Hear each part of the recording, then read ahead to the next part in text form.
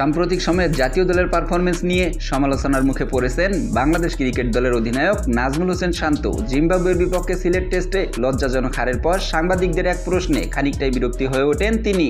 প্রশ্নে ক্রিকেটারদের পারিশ্রমিক বৃদ্ধির প্রসঙ্গ আসতেই শান্ত পাল্টা প্রশ্ন ছুড়ে দেন, বেতন বাড়াতে মনে হয় আপনারা খুশি নন। এরপরে নিজেই এই কথার ব্যাখ্যা দিয়েছেন তিনি।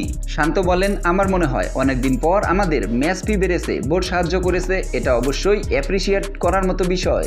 সম্প্রতি Bangladesh cricket board BCB test match ফি 6 লাখ টাকা থেকে বাড়িয়ে 8 লাখ টাকা করেছে। ওয়ানডে ম্যাচ ফি 6 লাখ টাকা এবং টি-20তে 2.5 লাখ টাকা নির্ধারণ করা হয়েছে।